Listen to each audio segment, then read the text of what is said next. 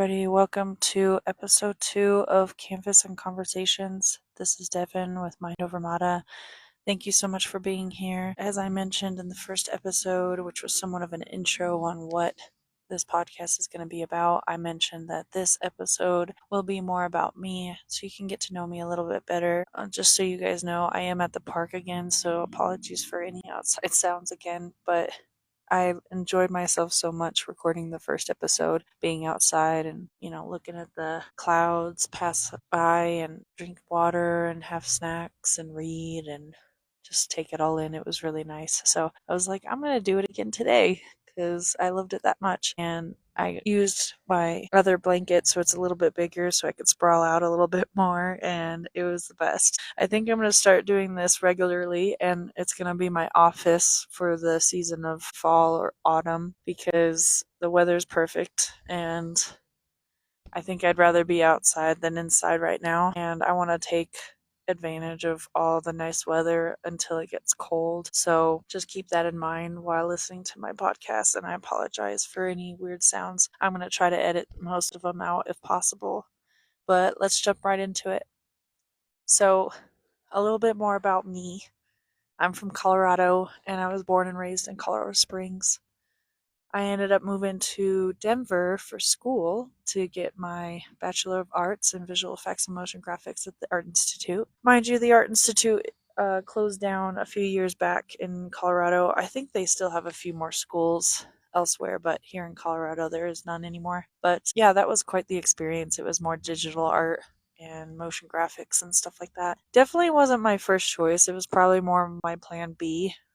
If I get to pick, I'd probably paint all day, every day. So, um, of course, when you're younger, you try to make responsible decisions and try to consider like the consistency, and especially being an artist, most people believe that art's not a real job and you can't make money at traditional art. You might be able to make money at digital art, which is kind of where my mind was at, that not to be a starving artist, but to at least be creative in some sort of fashion with my career. And I did graduate and I got my degree, and I actually got a job right out of college, and it was going great. And then my company had layoffs, so I was one of the first to go because I was one of the last to be hired.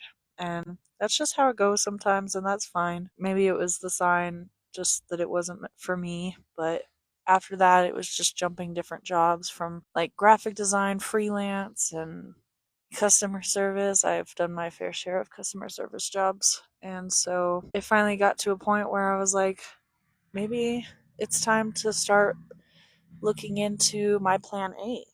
And now that I'm a little bit more, I guess, grown up, at least I'd like to think so. Sometimes I still have, fun times, and sometimes I act like a 12-year-old, but at least I still have a good time and playful and joke around and stuff like that. But no, I think it was just I was scared of everybody's prediction of me not succeeding as a traditional artist, and eventually it gets to a point where I'm like, I want to do this for myself. I want to be happy, and what makes me happy is doing art, and specifically the traditional art sense of painting and sculpting and everything, hands on. And I do occasionally like to do digital art, but traditional is just where I feel most at home.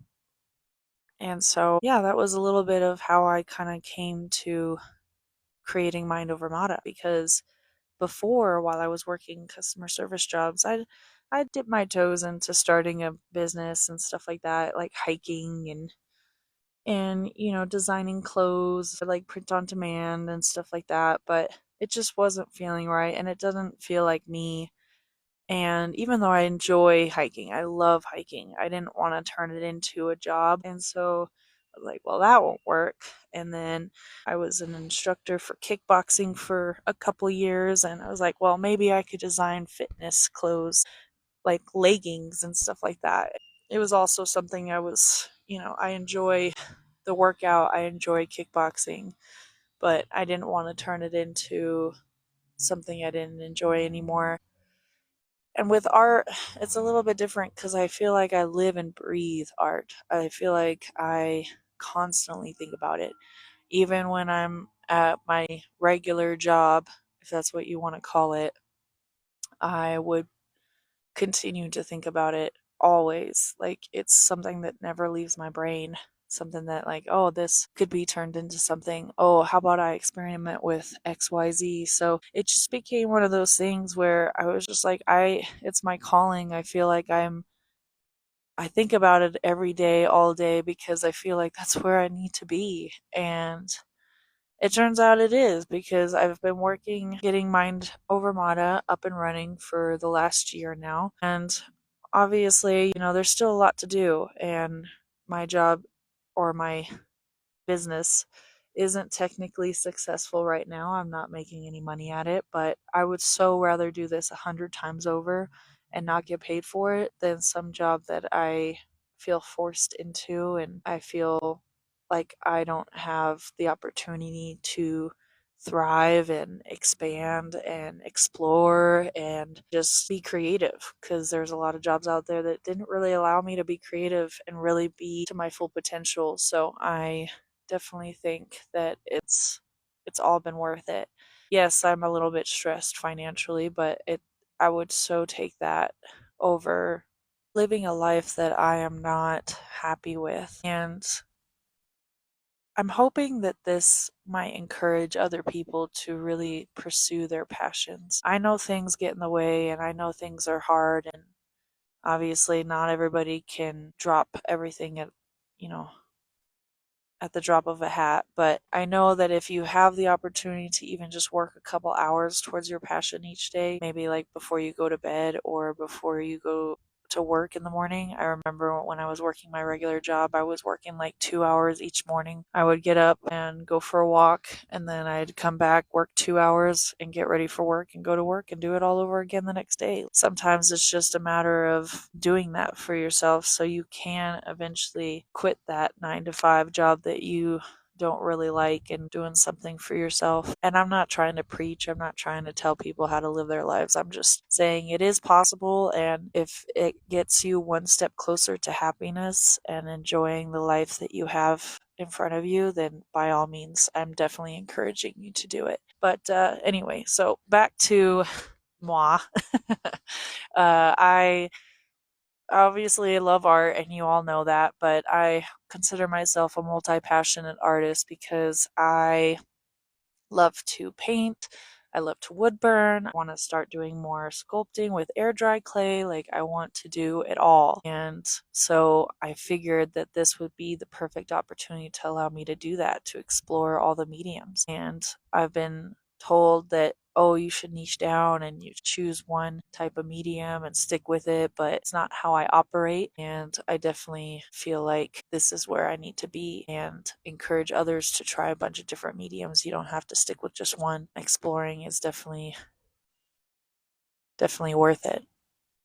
And you never know, you might find a medium you like even more by experimenting and trying different things. So I'm here to be your cheerleader, your supporter, the person in your corner rooting for you. And I definitely know that by all means, I've been through ruts and artist blocks and pressure and all of that stuff. So if you ever need to talk, feel free to hit me up and we can talk about it. It's not easy to overcome, and there's still doubt that every now and again lingers in the back of my head. It's like, is it worth it? Should I really be doing this?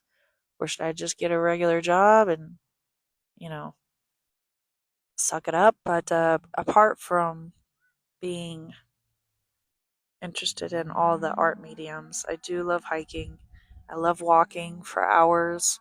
I love just stretching my body and exploring, and it kind of encourages creativity and inspiration. I definitely gravitate towards nature, art in all manners, like photography and sketching and so forth. So, nature is definitely my biggest inspiration. But there's also other inspirations that I've been finding along the way, that's like artists that are super colorful with their color palette, and people that are more abstract, and artists that are more playful with their art. has really inspired me to try some more of that moving forward. Like, I want to get a sketchbook, a daily sketchbook, and start just letting out whatever comes to mind. Because I've always been kind of focused on or gravitated towards things where I can have a reference. And it'd be nice sometimes just to put out on paper whatever comes to mind and not have a reference, not have something to have a realistic interpretation of. It's just whatever comes to mind. So I'm very curious to explore that avenue as well. It's just playing and not having any plan, and being okay with whatever comes out of my mind, even if it's not realistic or pretty or perfect. So I definitely am looking forward to exploring that more. And of course, I think I kind of mentioned it, but I do plan on starting a YouTube channel that's called Medium a Month. Yes, ma'am. Saying yes to art is the is the goal, and it's exactly what it is. It's starting a YouTube channel in where I start a new medium each month, and some of them I might have more experience in than others, but the purpose is to show that, like, it doesn't matter the level of skill, you can start any art medium at any time, and you might see something that you really gravitate towards that really speaks to you. And by doing this medium a month, that allows me to explore without pressure, and allow me to look into and investigate other mediums that I didn't even know were out there. And so I like, oh, I've seen that and I want to try that. So I'm dedicating a month to that medium and see where it takes me. And of course, if it encourages other creatives to pull out a pencil or brush or canvas, then by all means, more the merrier. And that's the goal. That's the best thing to hear, is when I can get others to create with me. And you don't have to be titled as such. You don't have to be titled as an artist, or get paid for it. It's just a matter of creating and loving to create and being happy to create and therapeutically releasing anything that you're feeling onto this surface, and really being vulnerable and opening up and being your true self. It's scary sometimes as an artist to show your true colors and your true self on paper, because some people might not get it. Some people might hate it. Some people might have a certain strong opinion against it. And it's not easy sharing yourself with other people, especially if you're getting denied or talked down to or whatever the case may be. I don't think art should be that way at all. I think art should be a matter of expression and enjoying it, enjoying the process, enjoying the outcome, and being proud of yourself for creating. It could be stick figures. I mean, I saw this artist, and I can't remember the name of the artist now at the top of my head, but he literally created stick figures, and he sold it and made money off of these stick figures.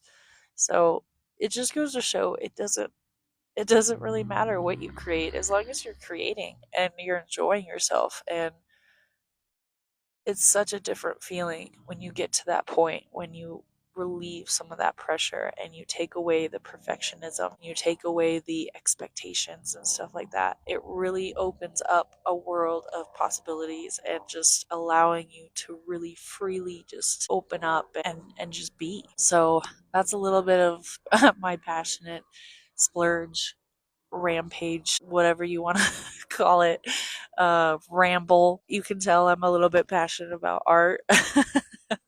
If not, I don't know what you've been doing, but I promise that's what this whole podcast and the whole episode has been about so far. So anyway, apart from that, let's see. I love to read. I actually started reading more often this year. In the past, I've been like, yeah, I love to read and I wish I had more time and yada, yada, yada. But as of this year, I actually made a point to make time for it. And I try to read before bed, even if it's just a couple pages. And I'm really enjoying myself. And I've actually started a yearly journal in which I have like a book tracking too at the beginning of that yearly journal, showing all the books that I've read. And I must say it feels really good to check that off my list. So yeah. Anyway, so I like reading, I like hiking, walking, art of all kinds. And I definitely like going to listen to music. Listening to music in general is really nice and soothing. I listen to all types of music, and it just kind of depends on the mood that I'm in. But I'm even down for nature sounds like birds chirping, raindrops and thunderstorms and stuff like that when I want to meditate. I love going to the park, just taking time to myself. And let's see, what else? I love eating food, I definitely want to travel more. I love traveling. I love experiencing new places, environments, food, all of the above. It is a huge inspiration motivator. When you get out of your normal comfort zone and your normal environment, it really pushes and encourages you to see other things in a different light. And so now that the weather is like perfect, 70s and 80s, the leaves are starting to change. It's definitely a different perspective, and so it gives me ideas for the next set of projects that I'm going to be working on. Of course, I'm going to jump more into this during my audio log type of episodes, so, don't fret. I'll talk more about what inspires me and what projects I'm working on or what projects I want to start. I'll definitely be diving into that further so you can kind of see the inner workings of my artistic creative brain. And sometimes it's good and sometimes it might be a little scary, so apologies in advance for that. So I just, I'm a bit nerdy and dorky and silly, and I love to laugh. I love to spend time with my friends and family. I love my family so very much. If I can find a way to pursue my lifestyle of being able to travel and create and spend time with my loved ones, that is the goal. That would be my definition of success. That would be the indicator that I've made it. And I couldn't ask for anything better than that.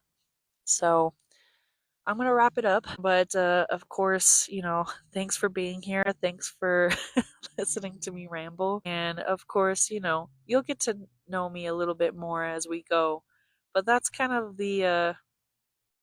I guess, the surface of who Devyn Mata is. Get kind of a little taste of who I am so you can kind of figure out whether you'd be interested in listening to the rest of my podcast.